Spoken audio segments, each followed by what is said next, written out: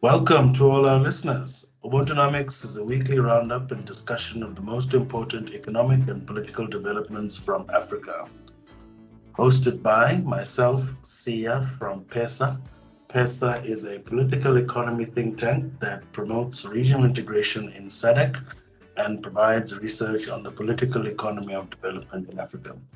With me is my co-host, Sbu Nyati from Isakombe Assets. Isakombe Assets provides individuals with renewable energy assets in order to develop communities.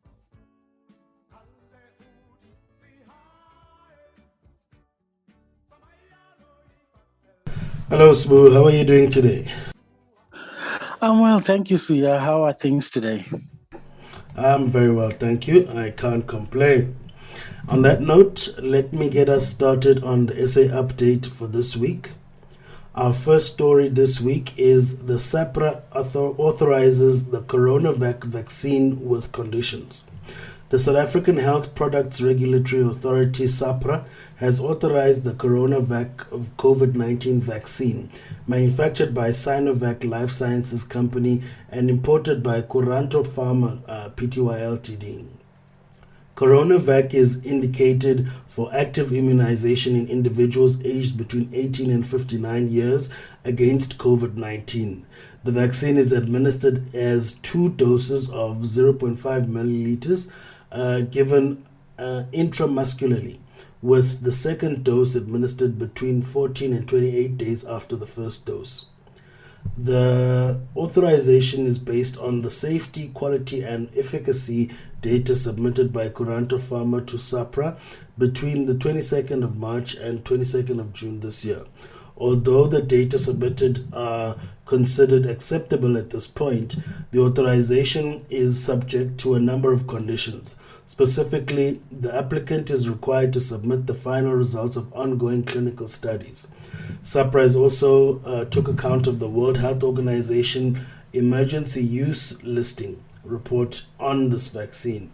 In addition, the conditions require the submission of periodic safety updates in accordance with the SAHPRA guidance and conformance with pharmacovigilance activities as outlined in the approved risk management plan. As outlined in the clinical trial evidence submitted by the applicant, most of the side effects following administration of the CoronaVac vaccine were mild or moderate in nature and cleared within a couple of days. The frequently reported adverse reactions were pain at the injection site, headache, fatigue, muscle pain, diarrhea, and nausea. It sounds like there is a lot of research and technical consideration that goes with authorization, because when one looks at the dates between the 22nd of March and the 22nd of June, that's quite a time span. So the time span also indicates it as an exhaustive process. Now, do you think the political pressure applied by the organization EFF when they even marched to the offices of SAHPRA played a role in nudging the regulator in this instance? I think it's always going to be a mixture of political and sort of economic necessity in some instances. I don't obviously understate the requirement of having a local importer who would actually do the whole process of getting the approval through SAHPRA in order to get the vaccine approved.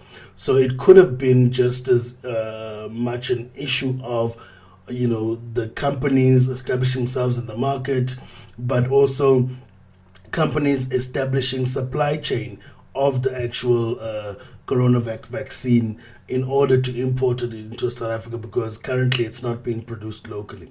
But I think at the same time, there's also politics in that, for instance, it's still unclear why it's taken so long to get this vaccine approved, given the relative success it's given or achieved in China and South Asia. And at the same time, in the time we spent, leading a a World Trade Organization, WTO campaign with the TRIPS waiver, we could have gotten the, CoronaVac vaccine or even the Sputnik vaccine approved and established local production of these vaccines. But what we've chosen to go with is to go with the TRIPS waiver and the sort of mainstream global Pfizer / Johnson & Johnson. Also because it might have been an issue of balancing political bargains, because that approach seemingly has delivered for South Africa to some extent, if you consider some of the news we reported in last week, where there were even further investments done by the World Bank and other financial institutions which back the Western vaccines, that the Russian government or Chinese government probably wouldn't be able to provide had we gone and tried to produce their vaccines locally. So I think it's a give and take. I don't know, what is your view on this issue?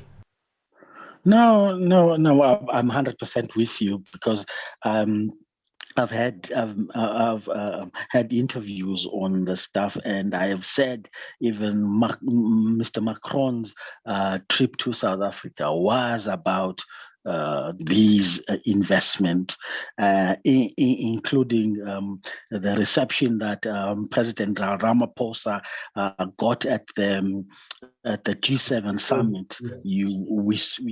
We saw added investment into the South African company Aspen, Johnson & Johnson being a partner, including the French company also being a partner. So you are. I've always also maintained that there is. There's a dual process. It's the science plus the politics. The two. I agree completely with you. The two go hand in hand. Yeah, for me, I'm actually interested to see how far South Africa is going to take it, because we've always been the country that's played both the historical powers, meaning the West, in how we court, for example, institutions like the World Bank and the IMF, and how we continually borrow from them, despite there being no necessity from a macroeconomic point of view. But at the same time, we're also shareholders in new paradigm or emerging powers through their institutions, such as the New Development Bank, BRICS, and the like. So it'll be interesting to see, because right now I do feel that, conspiracy or not, we are in a transitional period between the so-called sort of traditional Western powers and the emerging so-called Eastern powers. And some countries now, neighboring countries like Zimbabwe, were quite clear in their policy, at least during the times of former President Robert Mugabe, in their looking east policies, that they were looking towards the other side, particularly also because they were failed and put in between a rock and a hard place by Western sanctions. But South Africa has always tried to play this sort of balancing act of trying to please everyone. It'll be interesting to me now, obviously, given the fact that the presidency now has weighed much more strongly towards the West, despite the strong existing historical and other relationships we've established with the East and the emerging powers. So yeah, it'll be interesting to see how this geopolitics plays out. Yeah, that also is, what you're talking about also comes into play in how our macroeconomic philosophy is conceived here in South Africa, because this coronavirus epidemic highlights a few things. I mean, we currently have austerity budget since February. No, it's been since 2013, since Pravin Gordhan announced it in 2013. I remember clearly. Exactly. Now, getting back to these vaccines. Now, South Africa is 1.3 million doses behind in terms of our targets for vaccination, and it's not only about a shortage in vaccines in the supply chain. No, there's also a shortage of personnel to administer the doses. Okay, let me correct that. Actually, it's a shortage of overtime hours clocked over weekends. But that's a fiscal issue, right? Because it doesn't mean that the manpower is not there. It's just that we don't have the money to allocate towards getting the manpower to work those hours. Precisely, because there's during the week we have such high unemployment and relatively high levels of education and qualified people. So I don't think the manpower issue is a problem at all. It's largely a problem of a fiscal issue. Sorry. Exactly.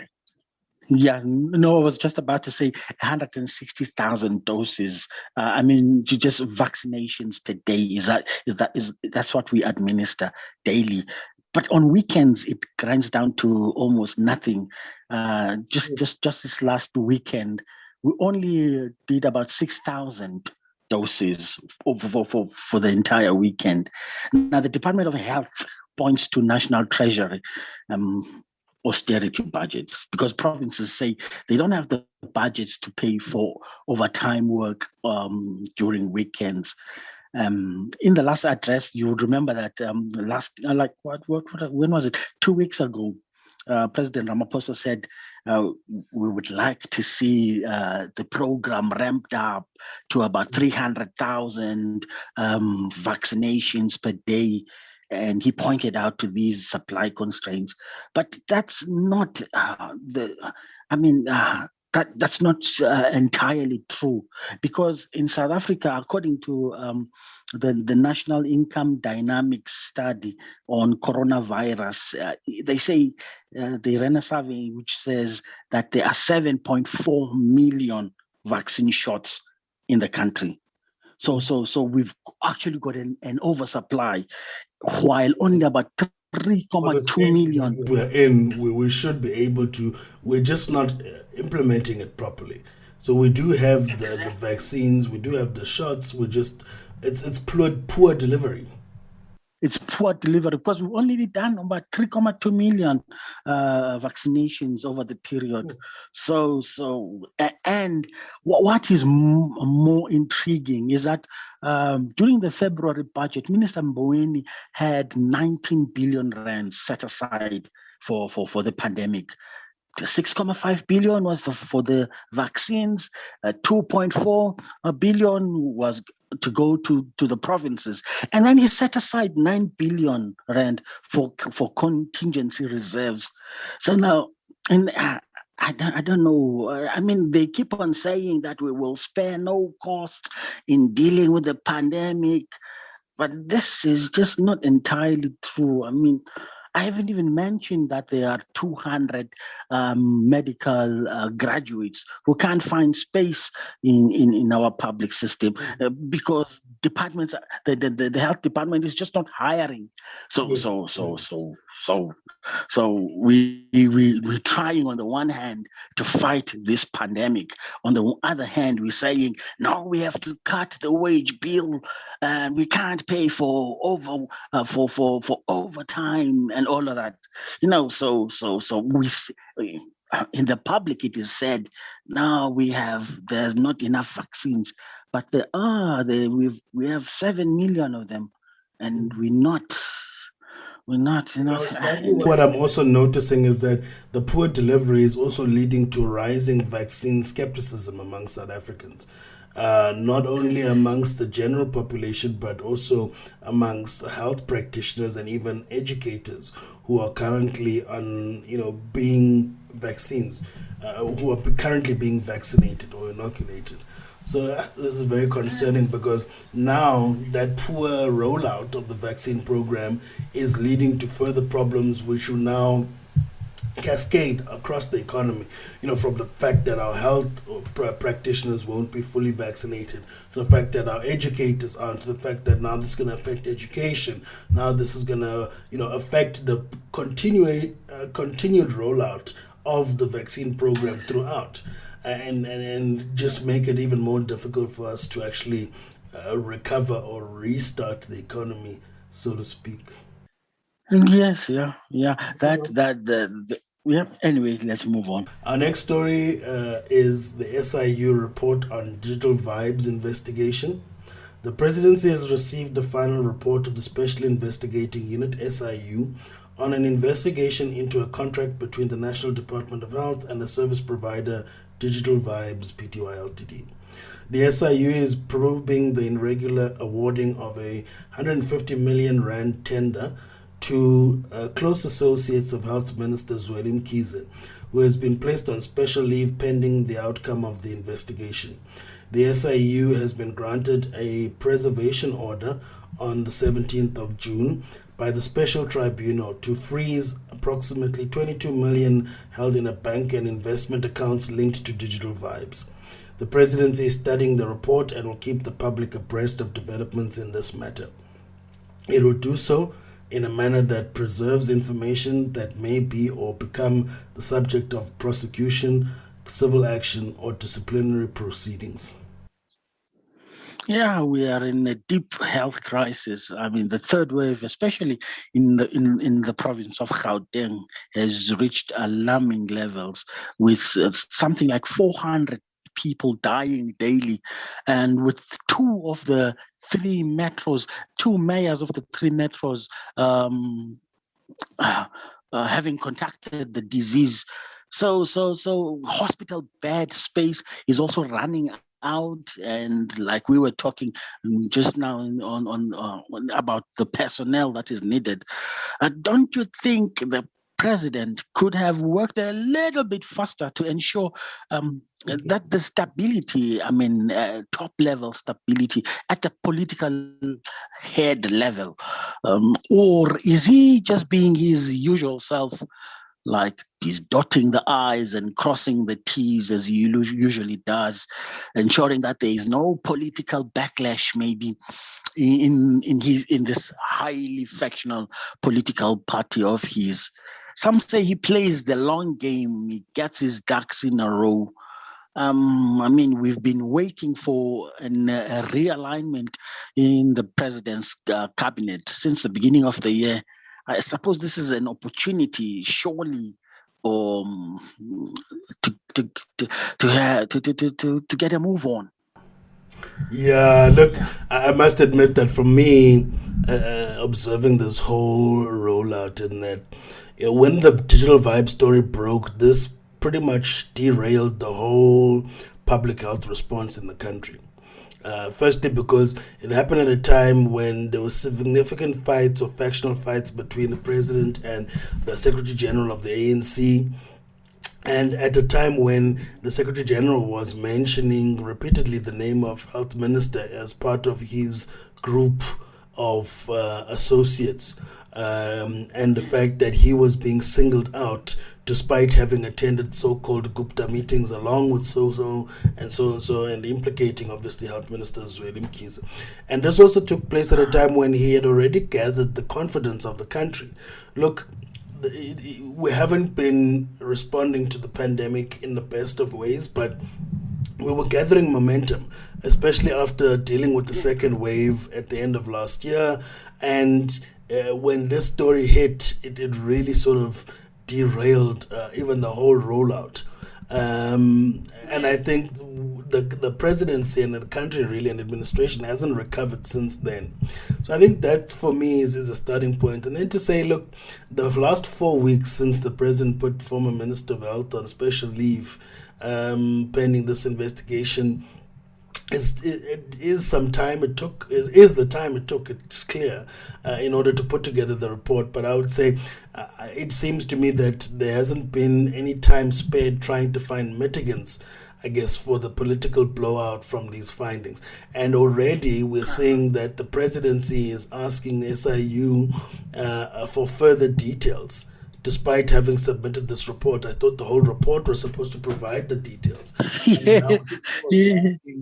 This back and forth that's taking place, that we're asking the SIU for further, like, is the investigation done or not?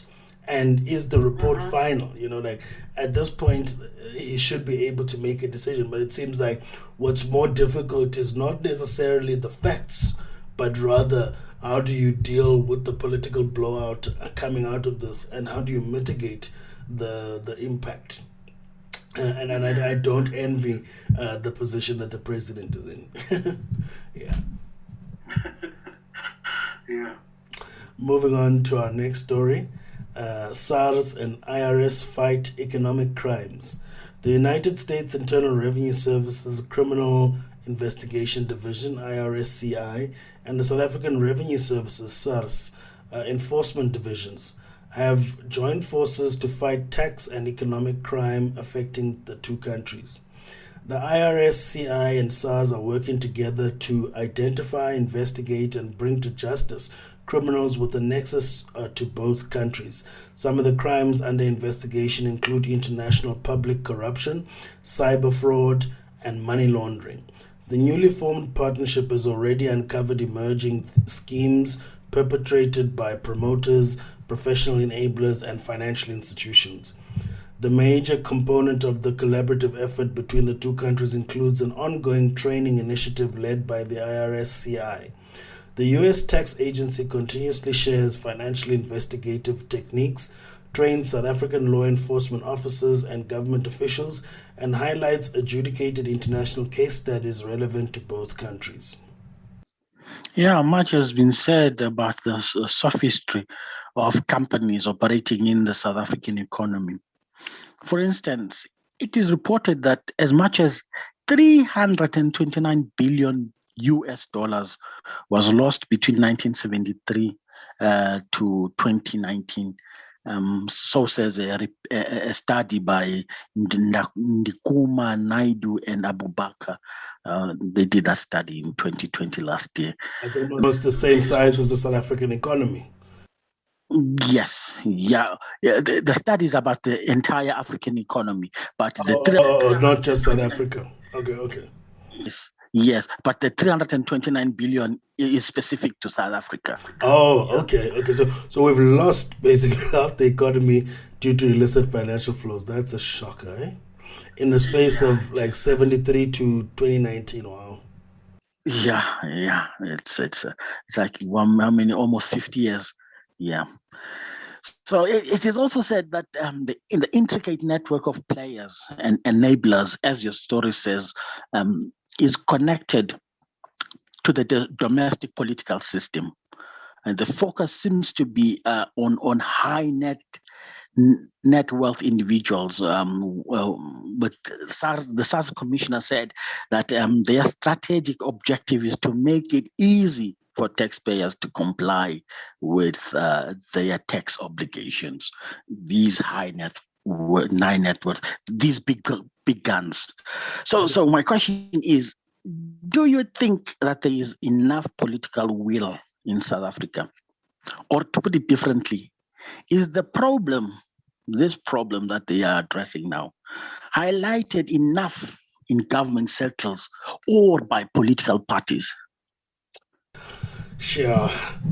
Look, I must admit there is some political will, and seemingly, if you look at the actions we've taken, not just as a country in terms of our own domestic policy, but also in terms of our influence on global international institutions such as the G20 and OECD, you will notice that South Africa has repetitively been at the forefront of the campaign against this.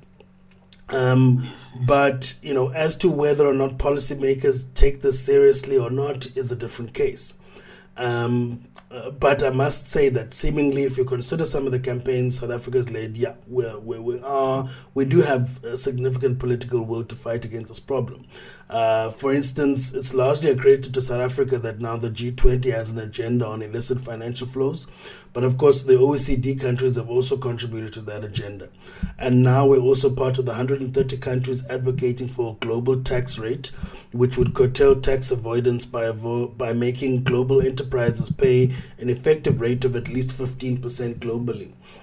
So we definitely are at the forefront in terms of our advocacy and our engagement as a country. But whether or not on the ground we're doing much about it is a different issue. Of course, South Africa and other studies that I always reference by lecturers from UJ and WITS on the illicit financial flows has quoted an average of anywhere between 15 to 23% of GDP over the period 2000 to 20, I think it was a study up until 2013. So these are significant numbers. I mean, these are very, very big numbers. And there was a time whilst I was a civil servant at National Treasury when we were participating in some of these G20 fora, and there was a presentation by Momo, who is the head of the tax policy division at National Treasury, and he didn't seem to take these issues as some of the core problems, at least looking at the South African tax system. And I did highlight it to him. I sent him the papers, as any studious young professional would do to their bosses. I must read the latest research, but I don't think it's made any impact. So I would say that yes, in the political arena and our advocacy, we do make a lot of hoo-ha about it, but I don't think that filters through to the level of policymakers, let alone to the level of customs, where really the issues are at the cold face of this problem. And then again, obviously, there are huge industries, right, which exist purely for finding ways to, hide or to evade government scrutiny, precisely, which makes this possible. So I would like to see this being dealt with in the same vein as we deal with money laundering and funding of terrorism, because effectively, it's defunding development in developing countries and literally taking the spoon away from the African child or developing child in the global arena. So we're definitely not treating it with the seriousness that it deserves, but South Africa is definitely making a lot of noise about it, but we still have a long way to go in terms of implementing policies that are actually going to stop these guys and actually treating it in the right kind of moral objectionability that it deserves. Because for me, there's no difference between this and money laundering and, financing of terrorism. It's crime, yeah. It's a good thing that you hinted about skills, because on the 6th of July, just recently, SARS announced that it had entered into a partnership with the South African Institute of Chartered Accountants to help it build capacity at SARS. So SAICA would help in their recruitment efforts. So this training by the IRS, the U.S. service, will come in handy in this regards. Which brings me to my next question. It could be that skills, maybe, or smart modern institutions and modern technologies also come into play. Now, we are in a. We are not just a country isolated from the continent. Can you give us your views about the problem of capital flight on the continent overall?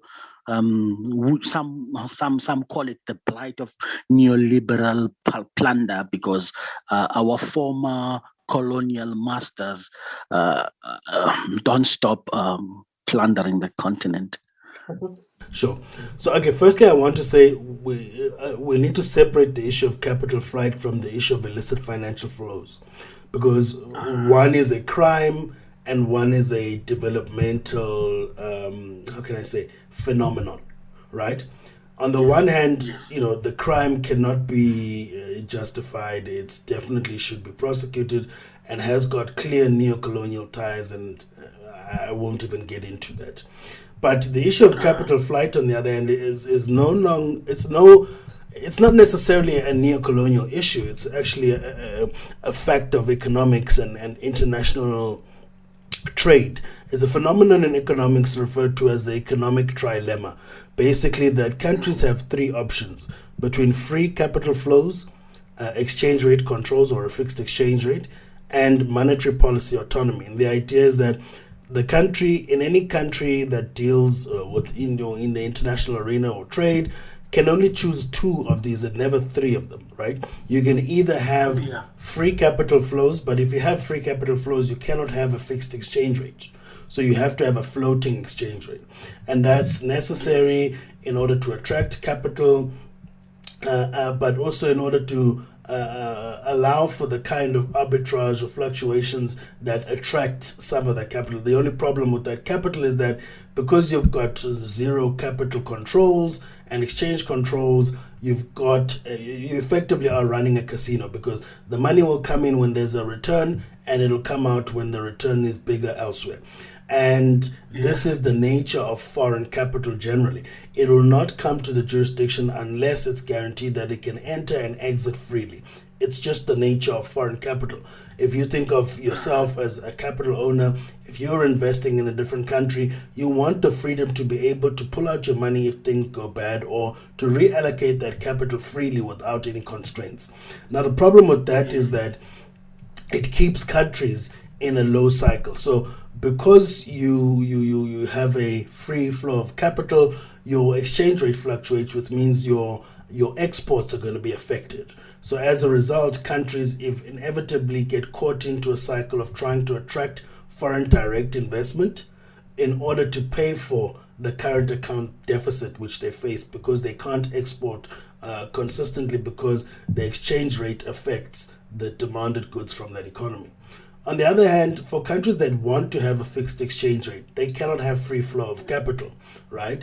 Because the two are mutually exclusive. And that means that the country now faces significant pressure to export, but at the same time, it cannot attract capital because it has restrictions for capital to enter and exit in that economy, and as a result is more susceptible to borrowing rather than finding a way to attract foreign capital, which usually comes in at a lower premium than if the country was borrowing, because that also has the added burden that it would typically be the larger institutions that would need to borrow, which is government, which cannot necessarily allocate that capital in the economy in such a way that it creates growth, or because the government is not a private sector player. Whereas if you're attracting foreign capital, you're attracting private sector players, and that brings with it expertise and brings with it some level of economic activity. It's only unfortunate that because you've got capital flows, you will usually then not be able to export, but you will attract some capital towards your services and your retail sectors, which are the sectors that are associated with fast moving and movement of capital, as opposed to your manufacturing sector, which has, for a vehicle, for example, one model, they usually plan 7 to 15 years ahead. So that is a very different market from a retail and services market, which can still work with the high flows of capital. So the countries that have fixed exchange rate now have a problem, because they can't attract foreign capital and they can't industrialize, but they can still export. And hence, a lot of the African countries are caught in this quagmire that they either are South Africa with a free-flowing exchange rate and free flow of capital, but at the same time they basically are running a casino, because the capital will come in and out depending on the return, and they can't industrialize on the back of that capital. As a result, they deindustrialize and benefit their services and financial sector. Or they're like Nigeria and Angola on the other hand, with a fixed exchange rate, with a a current account surplus, but unable to move away from a dependency on the export commodities, because they can't attract the foreign capital to invest in other parts of the economy. And so countries are then caught in this quagmire. So you get stuck as a result of this economic trilemma, and not necessarily because of some sort of neo-colonial conspiracy taking place in the background. And I think this is the primary macroeconomic condition or challenge that most post-colonial societies are facing as part of their economic restructuring in a post-colonial world. Yeah, but the only thing that I would like to say at this juncture is that one of these days we will hone in on this, because I also think that as good as foreign direct investment is in the private sector, you also run the risk of exporting or repatriating all of those profits. The profits that are made on the continent are enjoyed elsewhere. So anyway, we will get a story. Even fundamentally for me is the fact that you're actually selling the productive assets of the economy to foreign ownership, right? And for me, that is a permanent arrangement, right? Yeah. You'll be lucky if, for example, the conditions allow for that foreign capital to sell to a local capital owner and expatriate the initial capital or the sale price or whatever. So, unlike a loan, which has a fixed term and can be paid off in order to bring in infrastructure and attract and develop domestic capital, the foreign direct investment route really just it guts the economy and captures your population as a consumer market for foreign capital that can actually bridge the gap and establish local presence in order to feed that consumer market. And you're never really going to industrialize or find decent jobs out of that type of economic policy. But we will definitely need to come into that at greater length in the future. In the future, yeah. Moving on to the last story on the South Africa update this week. Current public service wage negotiations. Public Service and Administration Minister Senzo Mchunu has appealed to labor unions that have left the public sector wage negotiations at the Public Sector Coordinating Bargaining Council to return to the table.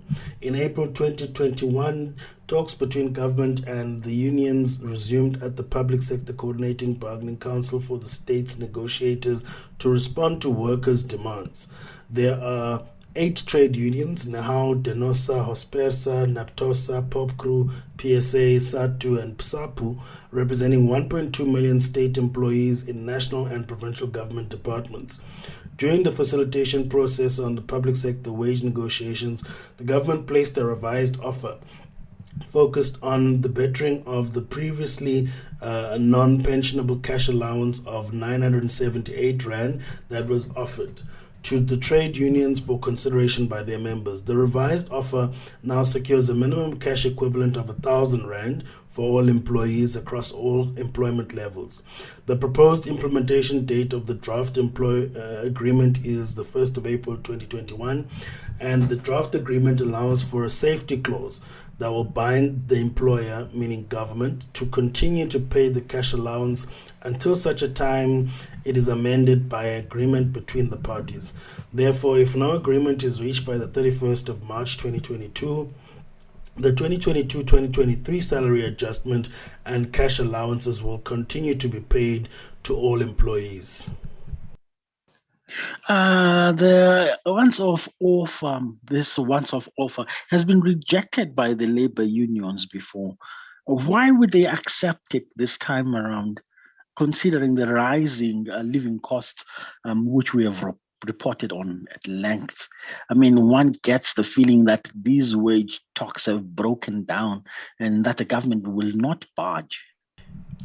Yeah, definitely. Look, I must admit that in some sectors, the government has definitely budged, at least from its initial standpoint of 0 increases this year, which they definitely moved along. However, at this point, it seems like it's largely a numbers game, and at this level, the government is providing an effective increase of around 11% for its lowest wage earners, all the way down to 4.2% or CPI for level 10, which is at the upper end of the lower wage earners in government. So The only difference here is also the safety clause, meaning that unless government comes up with another proposal for the following financial year that all parties agree to, this will be tied in for the following year. So government can't then come back and say, because of economic conditions, we're not actually going to increase the wages next year, regardless of the economic conditions from this year. So it does give public servants some level of security looking forward.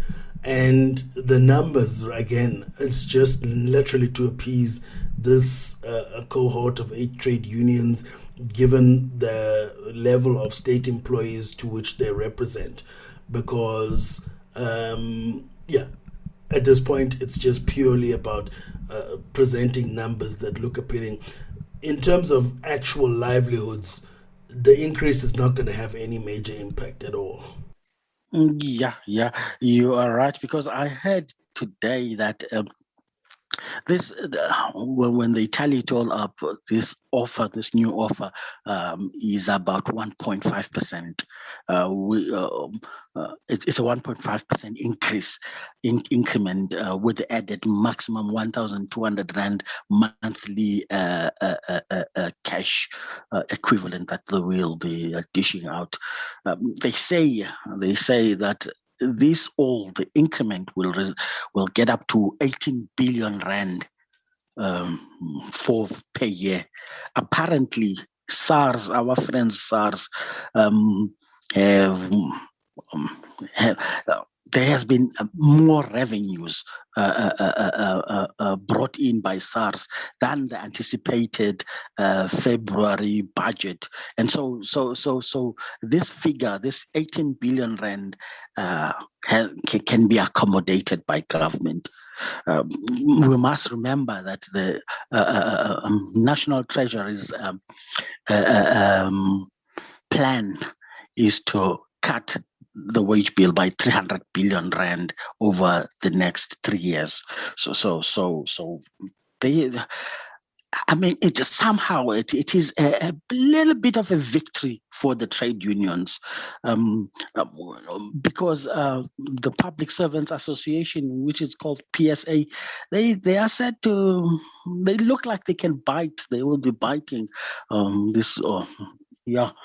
But then there's another trade union, a big one, not so big, but a big one in the scheme of things, the police union called SAPU, which is affiliated to SAFTU.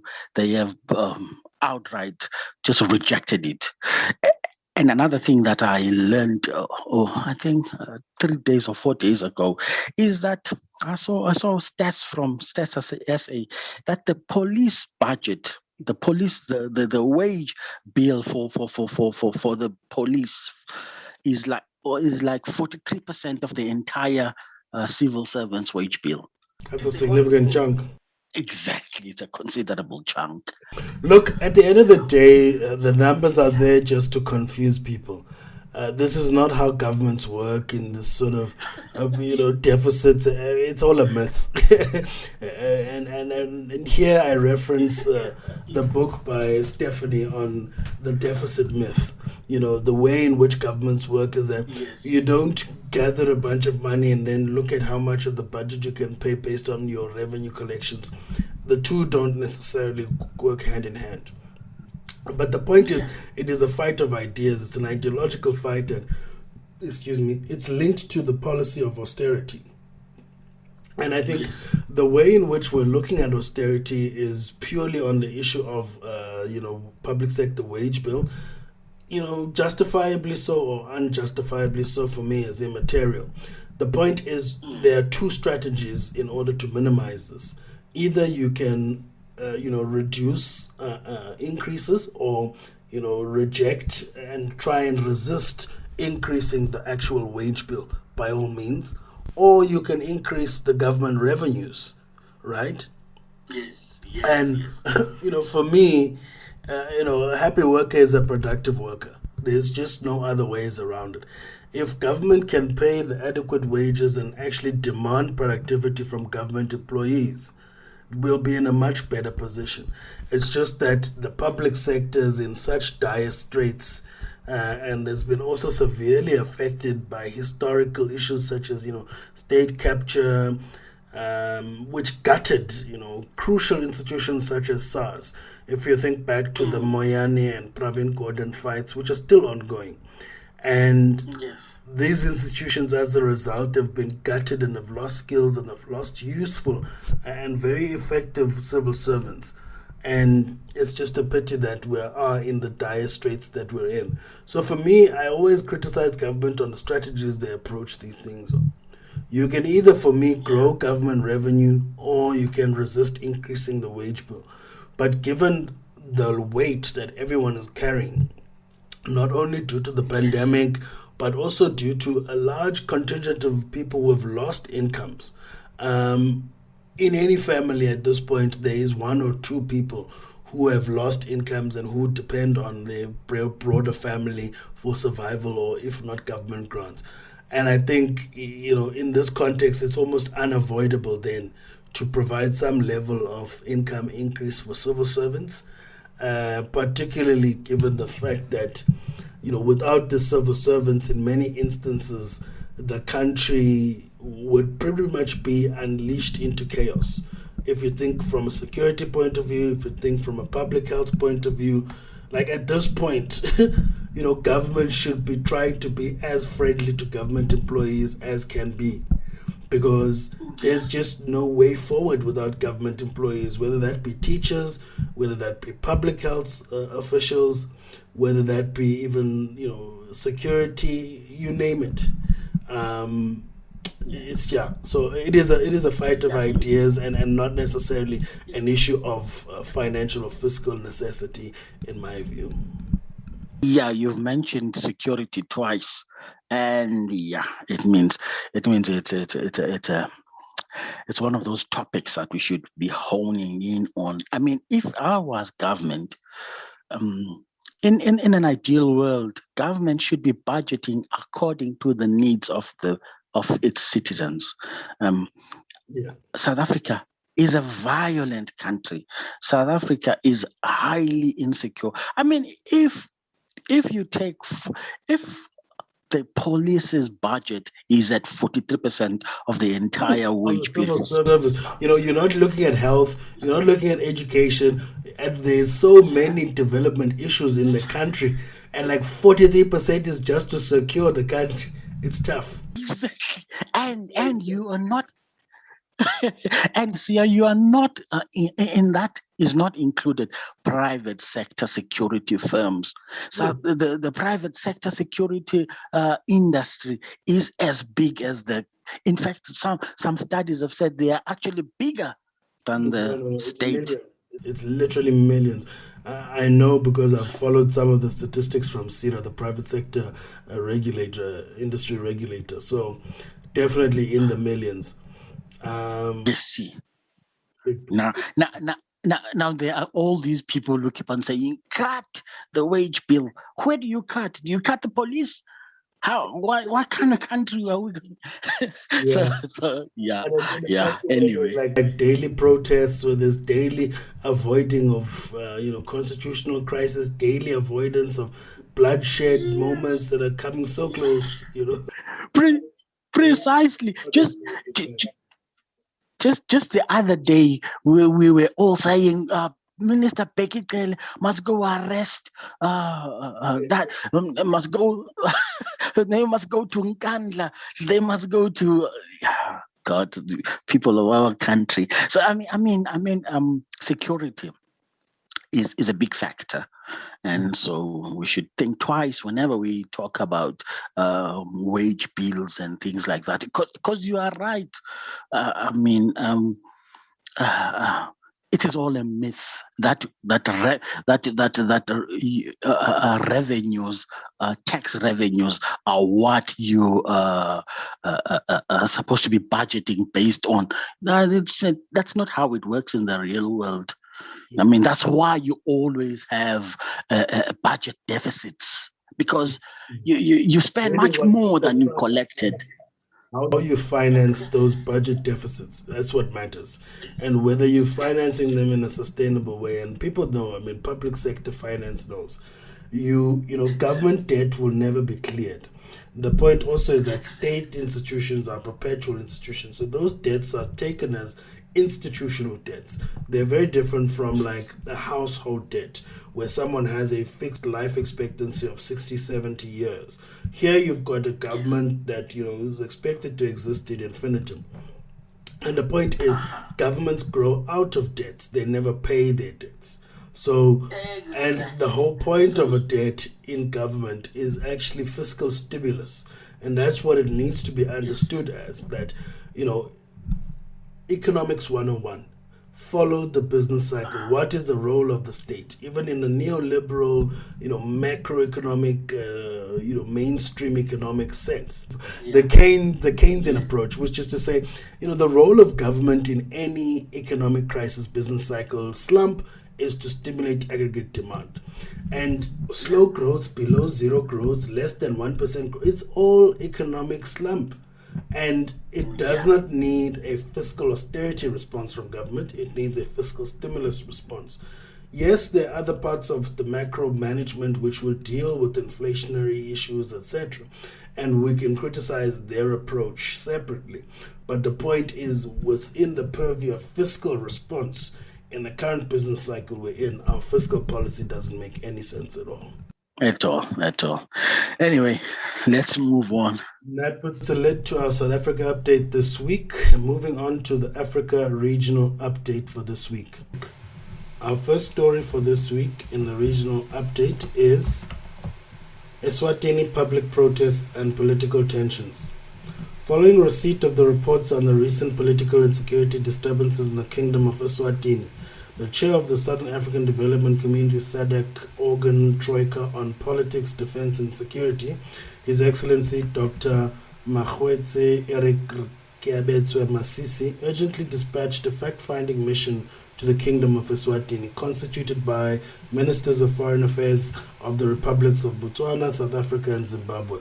The purpose of the mission was to gather first-hand information on the disturbances, including the state of security in the country, and to appeal for calm and restraint from all stakeholders, as well as to propose consideration of an open national dialogue as a way forward in the efforts towards finding a lasting solution.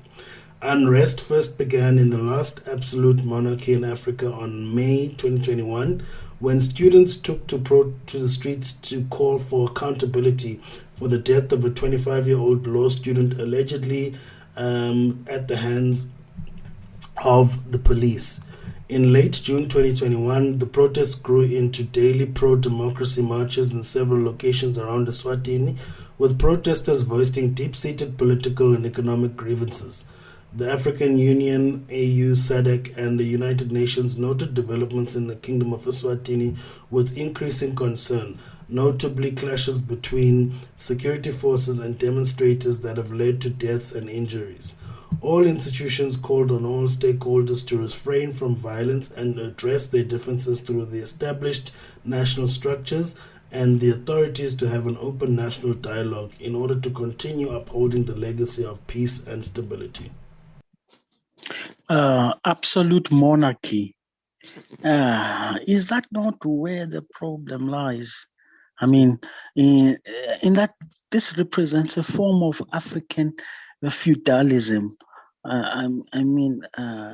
Like they are a feudal state. So many centuries, after so many centuries, this type of governance was rooted out in almost all the continents. It was prevalent in the Far East and in Europe, but it's gone there. It has also been reported that protesters have targeted, in the main, those businesses which belong to, which are sometimes fully owned or part owned by the monarch, signifying the levels of frustrations by this feudal lord type of arrangement versus the serfs, which would be the population. I mean, absolute monarchy Look, I think it's part of the problem. And then this is obviously circumstantial in that Eswatini is also paling in comparison to the only other five existing absolute monarchies. If you think of Brunei, Oman, Saudi Arabia, the Vatican, and Qatar. And I think these are high, wealthy nations compared to Eswatini. And so it does seem to me that although yes, the monarchic rule is definitely something that we've left, and it's also a bit antiquated in the modern era of socialist or democracy generally, even liberal democracies. And however, at the same time, I do think that if Eswatini was resource rich and well governed, if you can compare it, for example, to Botswana as a country, we would probably view it slightly differently and also, I guess, the outcries of the public population would be different. However, given the difficult economic environment it faces, given that the economy is linked closely to the South African economy, and things have been worsened by the pandemic, the pressures are definitely affecting the modern or the ordinary Swati in the streets. And this is also something that has been continuously, unraveling in various cycles. If you think back to the 2016 cycle, which led to Eswatini being, disbanded from AGOA, which it then had to re-earn its status in AGOA after the 2016 and 2017 protests died down. And they were also raising the same issue of the absolute power of the monarchy versus pressures to democratize, which are coming from the civilians. But for me, the story of Eswatini is also kind of linked in a way to the story of Lesotho, which you remember a couple of weeks back we reported on issues where some of the civilians and local movement was actually pressuring on the government of South Africa to absorb and annex Lesotho. And so I think these economies being small, landlocked, and surrounded by South Africa, have faced significant difficulties. I mean, their economic conditions are no different from what we feel as a country generally.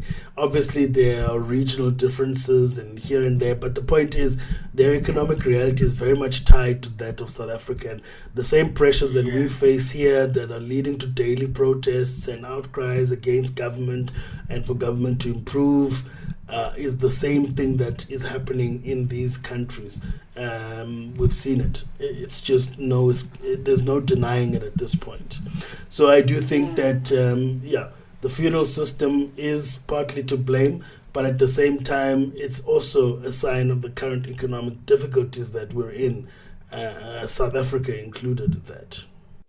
Yeah, the Tinkundla system seems to be at the heart of the problem. But then I don't know what the Tinkundla system is. I don't have much info on the subject matter because Swatini is so, let me see, just like now, there was hardly any news coming out of Eswatini. They blocked the internet. And there was nothing coming out. There's been like a dead silence. Yeah. Look, we keep saying this. We're going to need to actually start keeping track of these discussions that we're putting on this so-called future agenda. But we need to get someone from Eswatini to speak to us on this matter. And I do know some colleagues I used to work with at PESA who could definitely shed light onto the current conditions and the current status of what's happening in Eswatini. But it would be very interesting for us to understand precisely what the issue is, because there's just no resolving it without South Africa's involvement to some extent. Exactly. Even this story is not covered widely in the South African media landscape. I mean, Maybe there was the other competing story about Mr. Jacob Zuma's arrest and all of that, but this story didn't feature that much.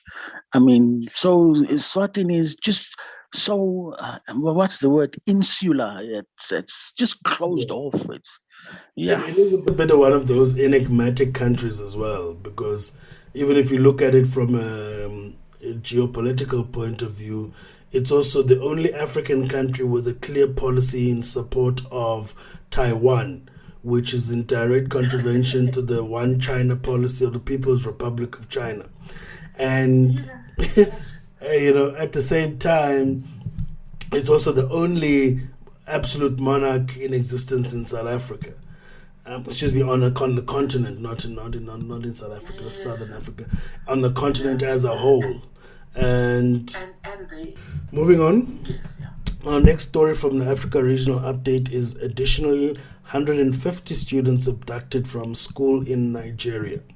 On the 5th July 2021, as much as 150 students were reportedly abducted from a school in Nigeria's Kaduna State. Gunmen stormed a boarding school campus in Kaduna State on early Monday morning and kidnapped dozens of students.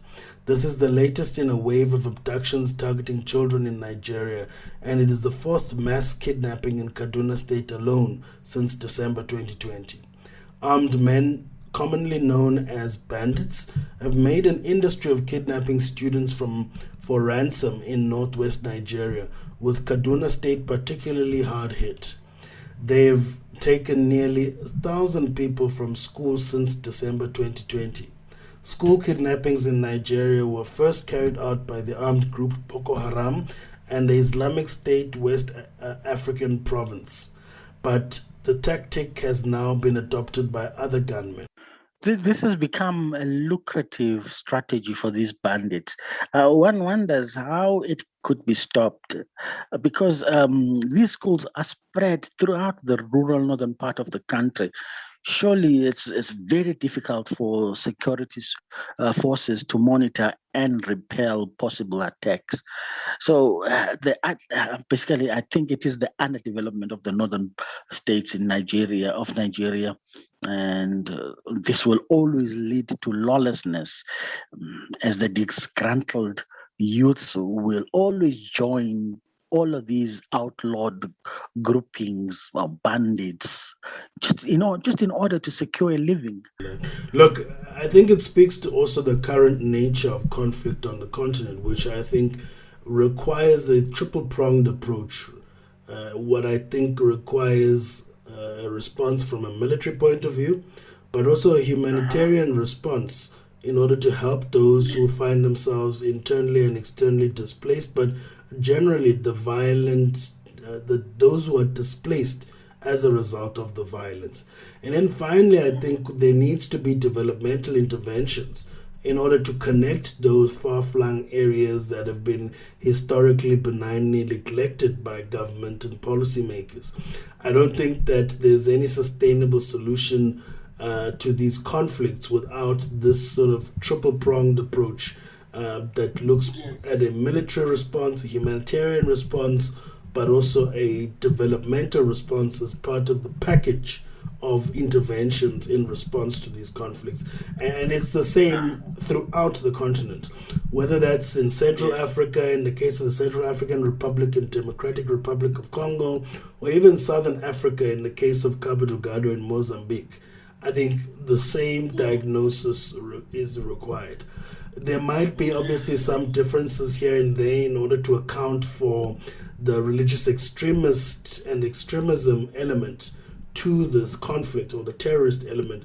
But I think by and large, this package of interventions needs to take care of the military, humanitarian, and the developmental need in order to make lasting peace on the continent.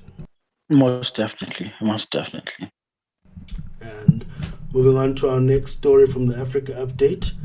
The next story is Desperation and Hopelessness for Children in South Sudan. 10 years after South Sudan's independence, more children there are in urgent need of humanitarian assistance than ever before. According to the United Nations Children's Fund, UNICEF, A record 4.5 million children, or two-thirds of the children in South Sudan, are in desperate need of support. The child mortality rate is among the highest in the world, with 1 in 10 children not expected to reach their 5th birthday. Malnutrition and limited access to education are amongst other top concerns. South Sudan also has the highest proportion of out-of-school children in the world. Limited access to education as well as high dropout rates means some 2.8 million children are not in school, representing more than 70% of the school-aged children in South Sudan. School closures due to COVID-19 pandemic have also pushed an additional 2 million children out of the classroom. Do these challenges, because there are many, do they point to the teething problems? I mean, teething pains in the process of nation building. This is a relatively new country, or they just is it just the failure of the government to properly create to a nation state, just to build a country? There's no country there. Remember last week we reported also on the slow progress and fragile political stability, because despite having established independence 10 years ago, they still haven't established a constitution, they still haven't established many political institutions in order to enable the transition from the sort of government of national unity formed soon after independence to a formal system of government and voting.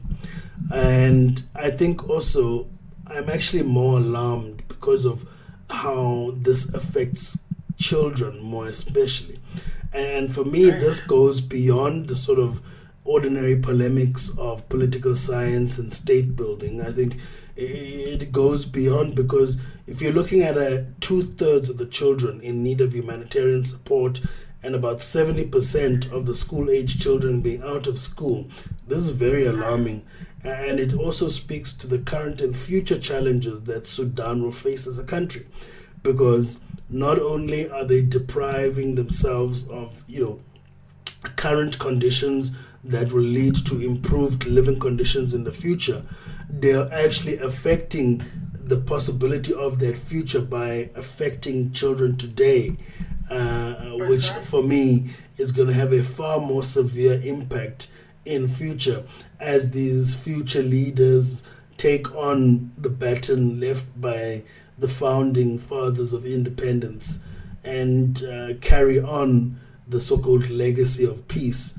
And for me, it'll be very difficult to overcome issues such as, tribalism, issues such as, very marginal views, which are often part of what fuels conflict on the continent, without having a sort of mass education or mass educated population at all.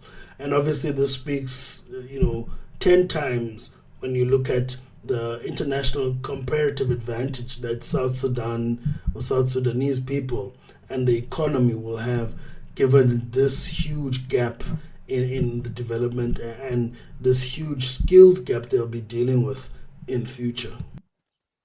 Yeah, I have friends who travel to South Sudan now and again, and they tell me of these generals, army generals, who've never been to school, and these army generals are top dogs in. They occupy top positions in government. Even some of the ministers, they've had to teach them from scratch, like things like writing and things like reading, and because these people have been at war since the 1950s against the central government of Khartoum.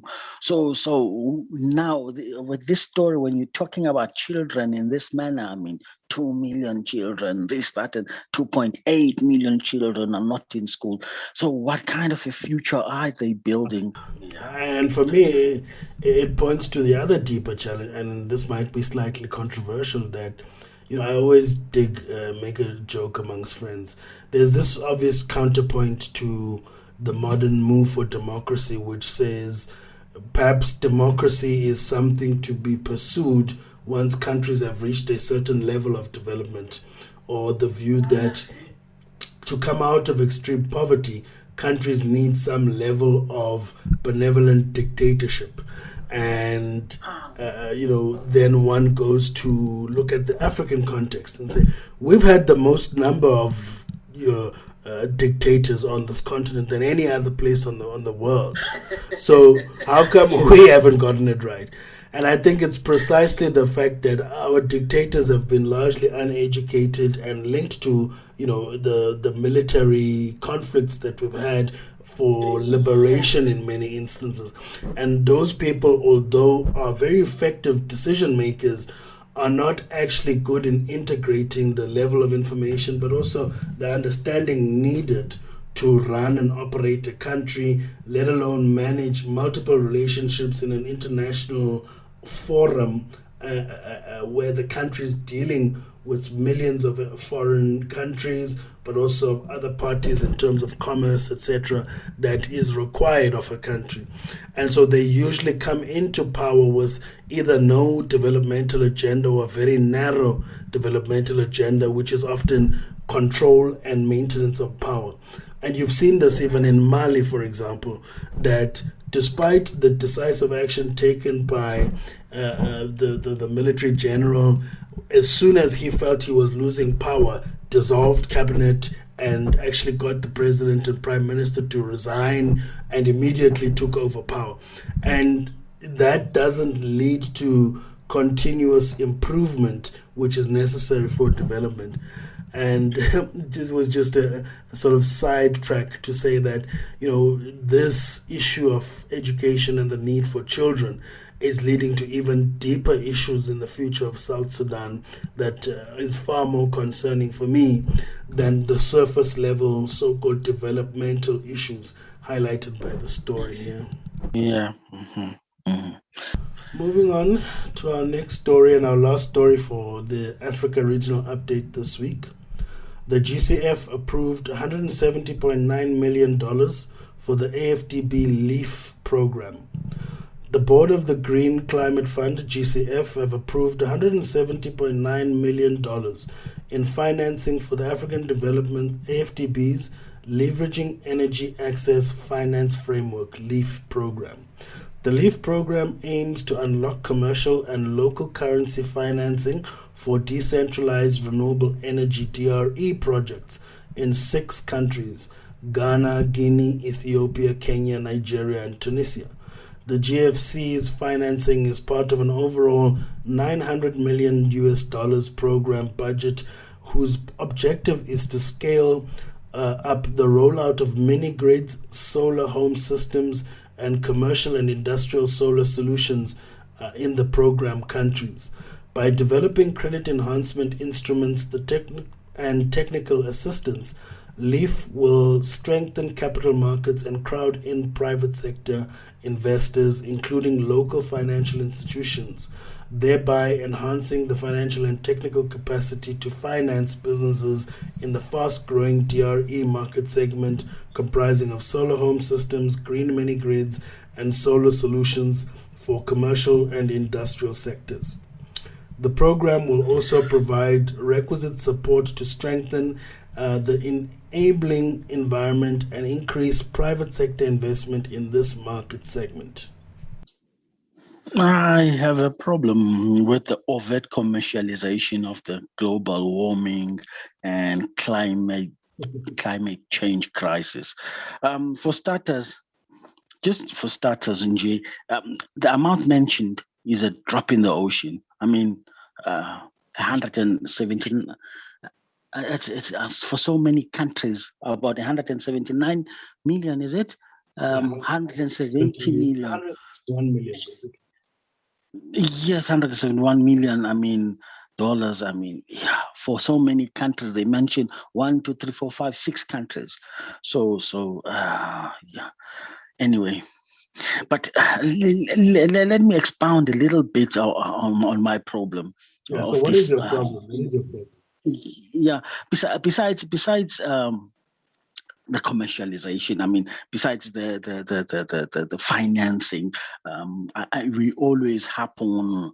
I always talk about the capital. How are these projects going to be capitalized? And they are always capitalized by some World Bank, but this time it's the African Development Bank, which is an arm of the World Bank in any case.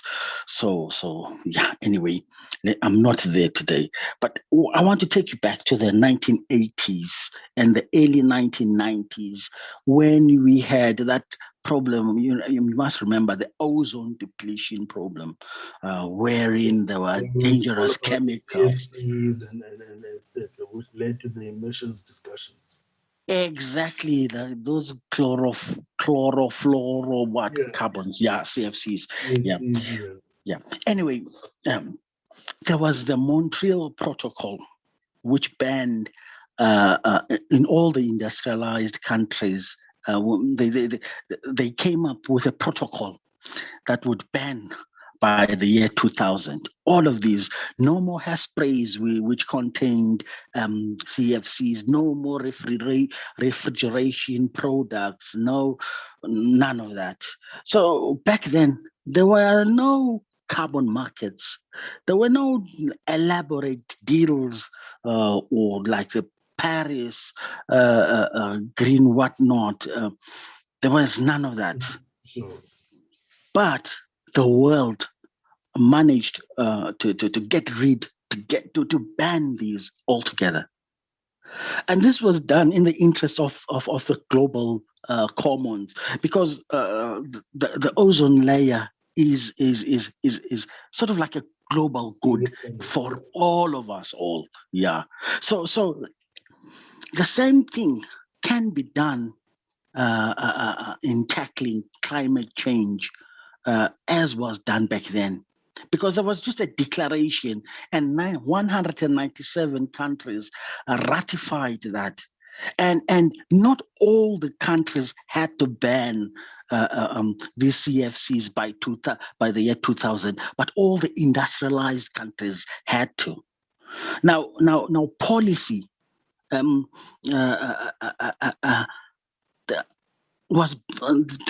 countries got to have this policy. Policy was drafted because all of them were signatories to this global treaty, and so policy dictates to business or global capital, and it directs which way new avenues of profits will be gained. If so say for instance, like in this like here now, what could happen would be just a declaration, and companies would work around the policy to innovate and come up with industrial innovations, and you would get a civil society campaigning and directing, like with the HIV/AIDS thing. No one had to really, But I hear your point, but for me, it's no different to what's currently happening, right? It's just that things are being slowed down in various ways, such as what is referred to as the just transition, for example, which to me is just a sort of delay tactic for governments to highlight, to say there are already all these jobs and industries which are connected with so-called fossil fuels or dark or dirty energy of the past, and that we can't just switch off from coal and into renewables overnight, and that there's a process of having to reskill people in order to be adequately prepared to take advantage of the green energy and the green revolution. But to me, that's no different to the whole process of the treatment action campaign. It's just now being coordinated through various means, such as the Paris Club and the COP conferences, etc. I'm not understanding how, for example, the green revolution for you is taking place different to the other revolutions. My point is that it's market driven. My point is that it's not a global good. It's not a good for societal good. Whereas we all benefit from a just transition. So basically what I'm saying is that what is happening now is that all of these loans are being doled out, and all of these have to be paid for, and countries are getting into serious like here in South Africa with the issue of Eskom. Eskom is having to subsidize all of these green energy solutions. Why can't those solutions compete in the open markets? I mean, everyone is punting this market fundamentalism. Why can't those compete? Why do they have to be subsidized by an over-indebted Eskom? Whereas if climate change was a societal good, then the state itself, a state which can create money out of nothing. I don't want to go into the entire Public MMT finance 101. theory, public finance 101 thing. But what I'm saying is that public goods are financed by states, by global organizations, by a conglomerate of. You can come up with a protocol. I think the challenge is that this sector has been largely dominated by government through utilities, right?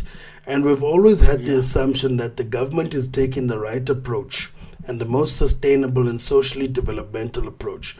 But now we're realizing that, hey, government is actually, even through the operations of these mega utilities and in addition to the operations of private sector and commerce and industry, is actually also implicated in the degradation of environments, etc. And so the problem now is that it's not something that the general public thinks of in and of themselves, because the issue of taking care of your own energy supplies is usually linked to a sort of bigger brother in the case of most utilities. If you think of water and electricity, gas maybe to some extent has largely been decentralized. But the point is, through the centralization of these industries, you now need something that the state needs to be brought along, basically, so to speak. And not just from a policy and a rollout point of view, but also the state itself needs to transform. And that's really the difficulty, is that we're having to not just transform the laws and the policy of the countries, but actually the state itself through transformation of the utilities. The only reason, for example, that Eskom needs to subsidize the IPPs is because the IPPs need to be integrated into the national grid in order to maintain their subservient relationship to Eskom, for them to sell the electricity to Eskom, who then Eskom sells to its clients. And the point is there that if, for example, the IPPs were allowed to form their own mini grids, as I think this LEAP program is trying to do, circumvent the central main grid problem by supporting mini grids which increase access to electricity for all, they are overcoming the problem of public sector and large utilities having to support private sector, and it being linked to driving a public-private sector agenda rather than a public interest agenda. And I think it largely speaks to the nature of sectors that are involved. For example, in the case of the CFCs in the 90s, it was very easy for environmental departments and governments to write the laws that private sector needed to follow. In this instance, it's not only the private sector which must follow the laws set by government, it's also government itself as a key player in the sector. If you think of energy, at least with regards to utilities, electricity and water, it's a different case in terms of fuel and others. But the point is, Now the government isn't writing something for the private sector to follow, for somebody else to follow. They themselves need to follow. And I think that's probably why the process is slightly different. And that's probably why government has engaged more the private sector and an association and a group level, rather than it being a sort of grassroots-led type of transition. Yeah, my problem is that my problem has to do with financial stability or commercial stability, because these debts will go sit in the balance sheets of a company. And these companies become unviable. And so, which is why I bemoaned the amount. It's only $171 million for how many countries? Because they can't, all of these are given like, they have to take into account the financial standing of these companies, because these are private companies. Sure, but I guess it's also at a much slower and smaller scale than national utilities. Remember, the debt of Eskom is upwards of 200 billion rands, which is, I would say, in a ballpark figure, around $20 billion. For me, that's a far bigger investment capital outlay than supporting mini grids and microgrids. The 170 million US dollars in support of microgrids, mind you, also the whole approach here is supposed to be linked to local currency lending as well, right? For decentralized renewable energy. So firstly, the scales are not the same. If you're building a 2,000 megawatt power plant compared to a microgrid, like you're talking outlays of anywhere over $2 billion compared to 170 million, which can satisfy 6 countries. And then I think the larger part of this is the local currency financing, for me, which is the bigger issue. And I think the most developmental impact of this LEAP program, in that we need to move away from this whole notion of foreign financing for local investment and actually develop local capital for local investment. Yes, there are certain capital inputs and goods that we cannot produce locally that we need to import. But I'm quite happy to say, let's lend 170 million and then match that with, say, 200 or even 830 local million dollars worth of local currency financing. I think we are in agreement there, but what I'm trying to get at is, if this funding went straight to Ghana, the state, the nation state, the 170 million would suit only one Ghana. I mean, you would have. But I'm trying to say it's serving a different need, Spoo. It's different need because it's not going to the Ghanaian government this time. It's going to private sector in Ghana in order to attract microgrid investments. And I'm saying that the scale is small if you're looking at state level intervention at a utility level. But here you're talking microgrids. Here, like that 170 million matched with local capital could spread over 6 countries. Yes, if you are talking about private sector investment. Yes, that's what this is focused on. If it would be better if this was focused on public sector investment. So that then again, you're going to have the problem of your scale. So if you're putting 170 million for public sector, that wouldn't even be enough for one country. Because remember, the public sector investment is going to go to the mega utility and mega projects. This going to the private sector, I don't see what's wrong with this project. Maybe I'm missing the details. For me, the crucial issue is here, the unlocking of local currency financing in decentralized energy. I think it's a crucial role that plays in access to electricity, because even in these mega projects, right, and they always fall the risk of issues such as bribery and corruption, or even issues such as the fact that because governments don't have the financing for these mega projects, they end up getting financing from institutions that also bring labor, such as the Chinese financing or state-owned enterprises, which come with labor and other issues that don't have a local developmental impact. Here, if we're stimulating local private capital to me, that has got a local development impact. And if we're focusing on microgrids where the scale is not necessarily that big compared to utility level investment needs, then you will still have an impact. Maybe it's an issue of scale, but I see that this could have a positive impact. It will have a positive impact, but it's a small positive impact. Whereas if you went with public finance, public investment finance. But then again, if you're going with the public sector, you're going to have the problems of inefficient public sector. You're going to have to borrow, you're going to have to lend money to institutions such as ESCOM, where they've got debilitating levels of debt. Then half of that money is going to get lost through state capture and trying to procure. There's the other issue. I think this story for me highlights some of the bottlenecks of our transition towards renewable energy, in that we've largely driven it from a state level, and that works to a certain degree in that it provides big levels of additional renewable energy for the whole grid.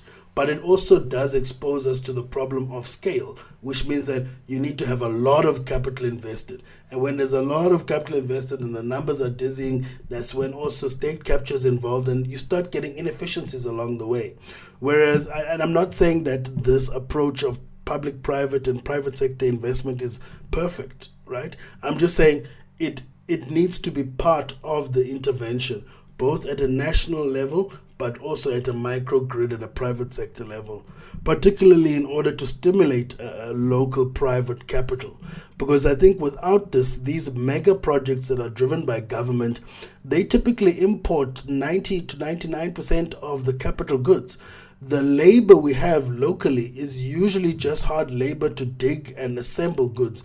There isn't this huge developmental impact which infrastructure is supposed to have. And I think there is an opportunity that lies in a smaller micro projects which are also targeted at local private capital stimulation that could have a far more developmental impact than the bigger mega projects. That leads to the end of our Africa regional update for this week, leading us to the last story, the numbers game. The number for this week is 21. 21 out of 114. What do you think this number is related to? It's obviously some kind of ranking. Okay. 21. Isn't that something to do with crime statistics? Crime, I don't know. I can't get my finger on it. Almost. Not too bad. But it would be interesting if South Africa was 21st out of 114 countries internationally for crime. But that's a story for another day. But no, so this story is SA ranked 21st out of 114 countries. The annual survey of global generosity run by the Charities Aid Foundation, CAF, shows how COVID-19 upended charitable giving. However, South Africa has rallied from 45th to being ranked 21st out of 114 countries. The CAF's World Giving Index is a global survey that has interviewed more than 1.6 million people since 2009. Every year, it asks participants whether they have helped a stranger, given money, or volunteered for a good cause over the past month. For this edition, data is gathered in 114 countries, representing over 90% of the world's population. The survey found that the world's most generous country is Indonesia, which also topped the list in 2018. Indonesia is followed by Kenya and Nigeria in second and third place, with Ghana at 6th and Uganda at 8th place overall. Oh, that's quite good for Kenya and Nigeria. Very good, in fact.